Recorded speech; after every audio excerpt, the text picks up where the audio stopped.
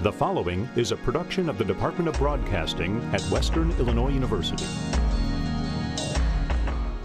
Up next on News 3, no more mail on Saturday? The post office is making that change soon.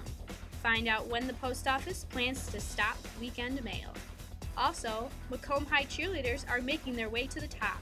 Find out what the team is doing to hopefully finish out their big season.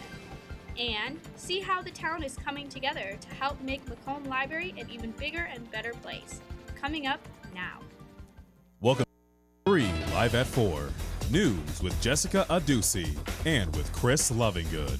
Sports with Gabriel McDonough. And weather forecasts from our team of meteorology students at Western Illinois University. News 3 starts right now. Good afternoon and welcome to Live at 4. I'm Jessica Adusi. And I'm Chris Lovingood. Residents in Macomb filled City Hall last night to discuss the issue of road construction. The meeting focused on improving city infrastructure this spring. Residents living on Ward Street, Carroll Street, and several other streets voiced opinions and questioned the director of Macomb's Public Works about the impact of this construction on their yards and driveways. And Western Illinois University is undergoing improvements of its own.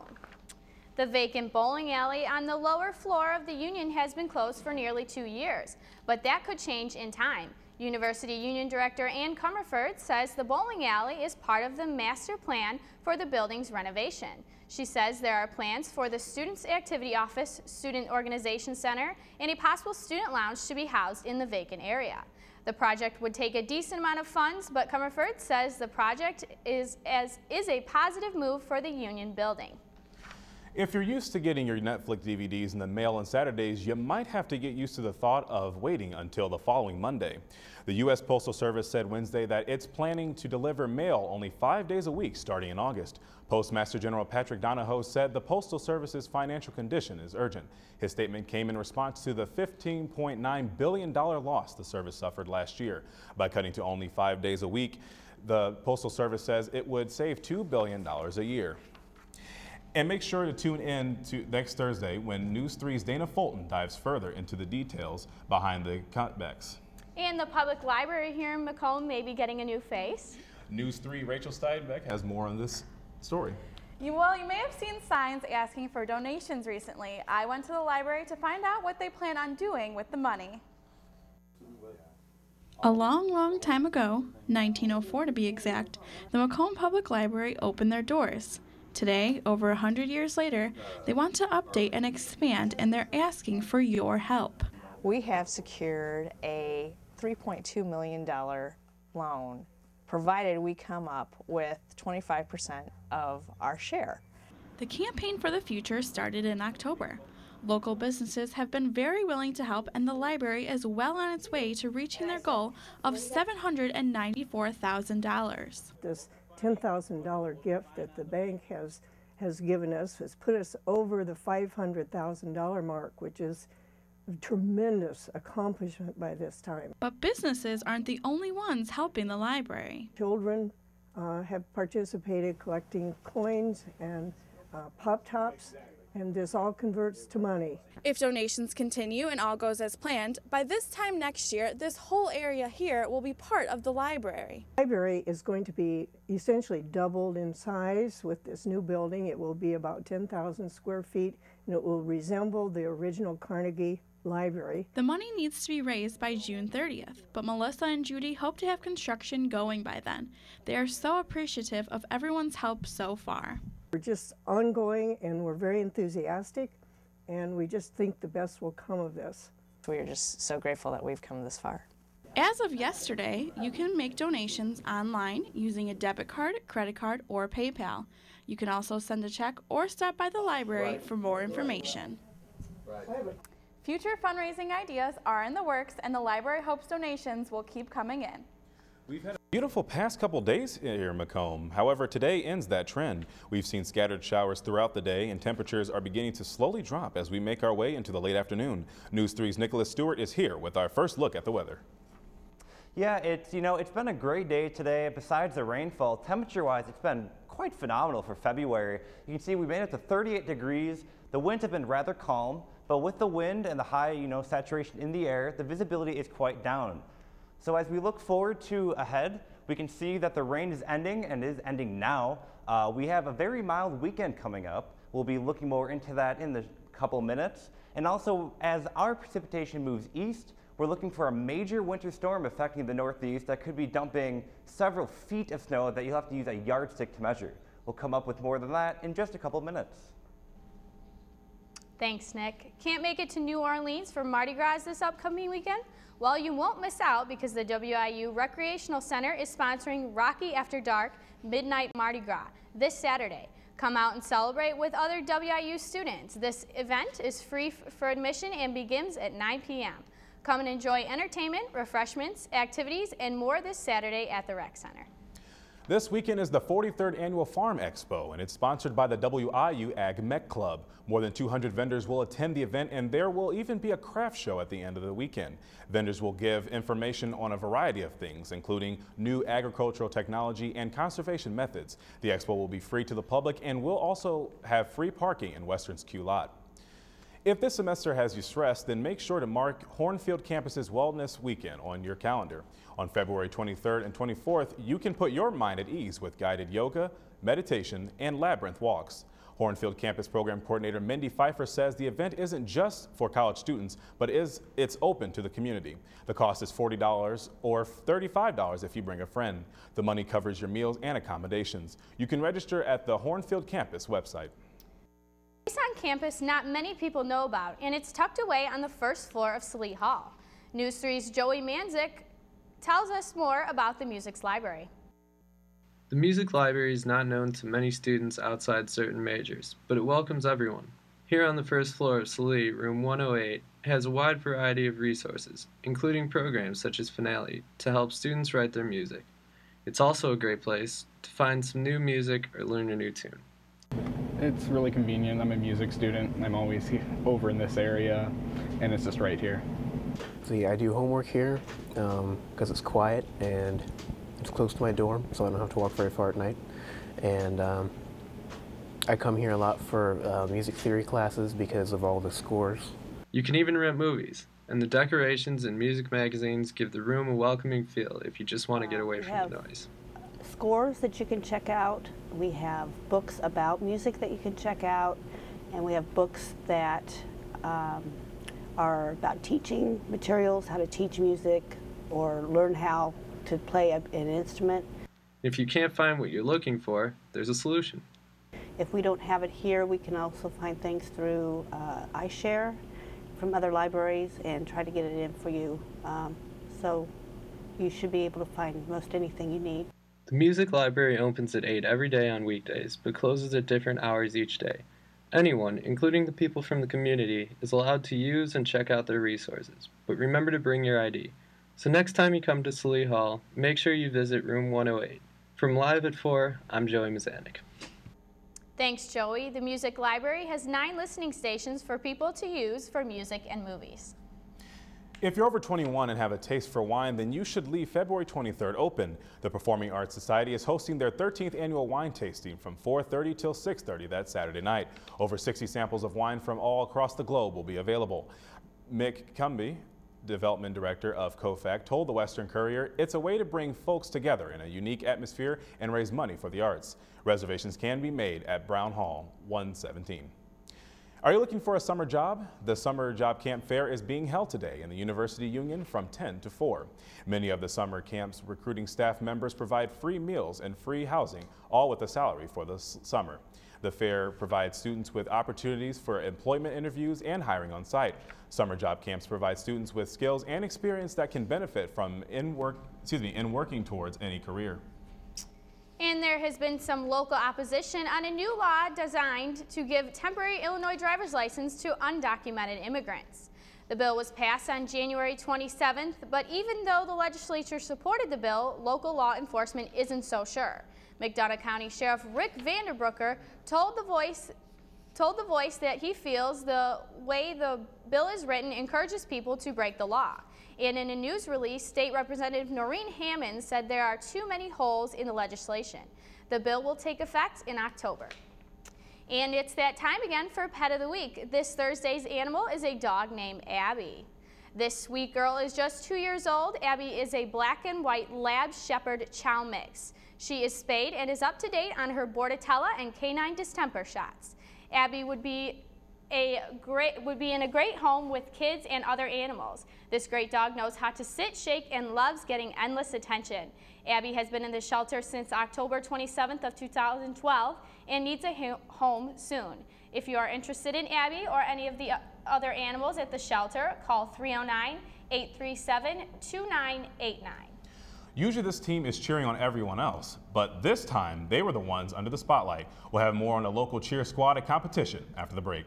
And a big change will be coming to state law. We'll tell you more about a new state proposal after the break. Cheerleaders invest hours, days, and even months into perfecting a 2-minute and 30-second routine. News 3's Dana Fulton reports on the journey of the Macomb High cheerleading team.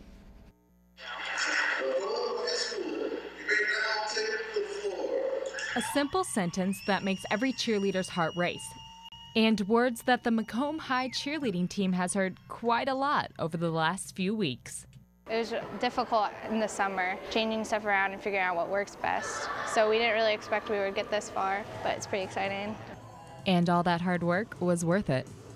The Bombers received a score of 76.83 at sectionals, which gave them 3rd place and a trip to the state competition. Probably. I don't know who got 1st and 2nd because they were just screaming the whole time, so they were so excited. But the celebrating didn't last long.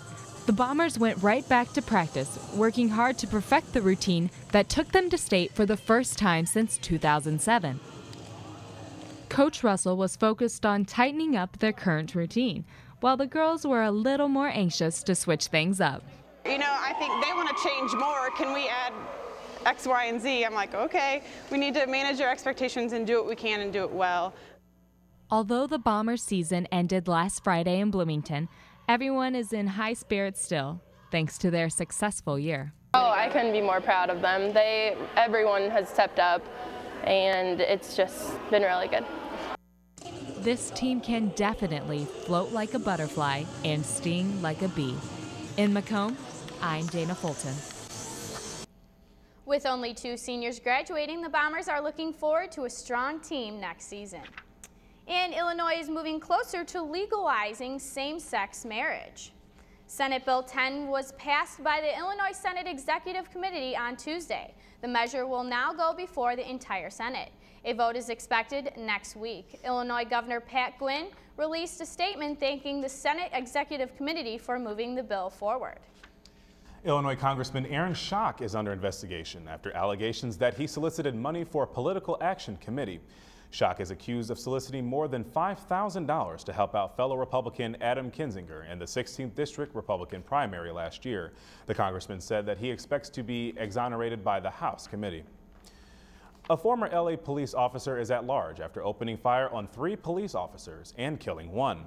The suspect has been identified as Christopher Dorner and is considered armed and dangerous. Police do not know where Dorner is, but believe he has left the city after his badge and identification were found in a San Diego airport early this morning. Authorities believe the shootings are in spite of his termination in 2009 from the department for making false statements. And First Lady Michelle Obama will travel to Chicago on Saturday. She is attending the funeral of 15-year-old Hadia Pendleton. The young girl was shot in the back after a gunman opened fire on a group of young people. The group included Pendleton had just returned from president's inauguration in D.C. Chicago's civil rights leaders are asking the president to address his former city's mountain gun problem. More than 500 gun-related murders were reported in 2012. Last month was the 2nd warmest January in the past 35 years. But will February continue with this warm weather? Nick will have the weekend forecast after this break.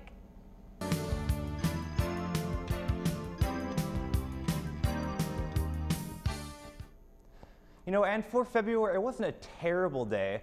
Granted, it was raining throughout the day and you were dodging raindrops, but you know, it did reach 38 degrees. The winds weren't too bad. It was actually fairly comfortable.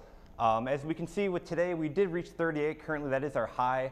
We are expected to drop down to about 30 tonight. You can see we are fairly comparable with the normal temperatures, but a far cry from our record temperature set in 1905 of 2009 of 66 degrees. Today we accumulated about rainfall about 3/4 of an inch, maybe a little bit more, and that's finally starting to settle down. You can see across the region, 53 in Springfield, Illinois, the warm spot down in southern Illinois with Evansville and Cape Girardeau at 63 degrees. Nationally, 80 degrees in Orlando, that's our hot spot for the day. You can see up in the northeast, the colder temperatures, and Boston is bracing for a winter storm of epic proportions. You can see as our rainfall today, it kind of pushed through the area and is finally starting to leave. The rain is beginning to taper off. Further north, we can see the temperatures are still below freezing. Snowfall is falling. That includes Chicago and points northward. But the big news story right now is the winter storm that's going to be impacting the Northeast. These are forecast snow totals from the RPM model. It's one of the models we use to forecast winter weather. You can see Boston here. This is over 36 inches of snowfall. You see down here in New York City, still about 2 feet, 18 to 24 inches. Off another model, it's a little bit better than it was last night. Last night, this model had it off the scale of 45 inches, but now you see snowfall totals more comparable, still ridiculous, near almost 40 inches in some spots in the heavier bands. You can see the warnings out here. These are all just issued within the last hour, the winter storm warnings, and you have blizzard warnings for Boston and New York City, and hurricane force wind advisories along the coast as well. But more towards our area, we don't have a whole lot affecting us. The snow is off to the north, and that's why the winter storm warning and weather advisories are there. You can see the warm front here, that's why our temperatures were fairly warm, and this cold front is pushing through. As it pushes through, the precipitation here is going to merge with it off the coast, and that's going to provide the snow there. You can see on Saturday, the temperatures will be much higher, and as we go through our weekly planner here, the weekend will be much milder, approaching nearly 50 degrees by Sunday, and almost with occasional thunderstorms are possible.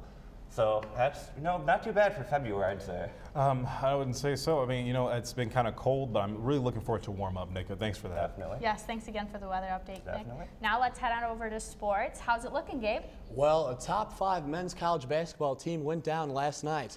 We'll tell you who after the break.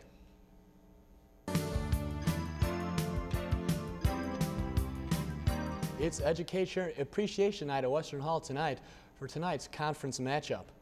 After an 89-74 shootout win last month at Omaha, the Leathernecks are at home tonight to take on the Mavericks yet again. Last time out, center Terrell Parks had a huge game, recording 19 points and 11 boards. Don McAvoy, Adam Link, and Remy Roberts-Burnett finished up with 10+ points apiece to help the Leathernecks earn the win. Look for the Leathernecks to continue their winning ways as they hold a 9-1 record at home, while the Mavericks are a dismal 2-12 on the road. Tip-off is scheduled for 7 p.m. tonight from Western Hall. Staying in college basketball, a big upset happened last night as Kansas Jayhawks visited TCU. Pick it up in the second half after the Jayhawks only scored 13 points in the first. TCU forward Devontae Abram, coming up here, splits the double team right here as he gets the layup and banks it in. He had 8 points on the night. Later in the second half we go. More from the TCU Horned Frogs as they get layup after layup for the score. Keep it going in the second half. Kansas trailing by 8. Off the rebound, slams it home for the putback. Kansas eventually falls in this one, and they would lose the game by a score of 62-55, pardon me. With the win, it marks TCU's first win against a top 5 team in program history. In the NHL, the Blackhawks were on the road in San Jose Tuesday night against the Sharks for the rest of the 3-game meeting this season. Sharks with an early 2-0 lead.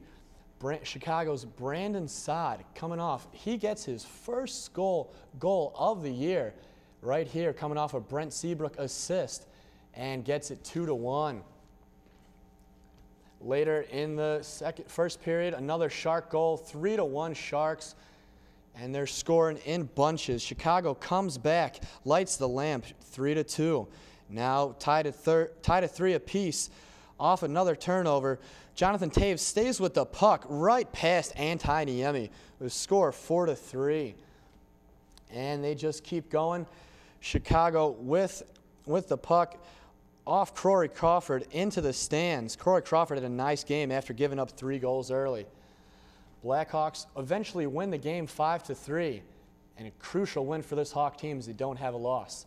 Blackhawks are on the road again tonight, so they will play the Coyotes. Puck is scheduled to drop at 8 p.m.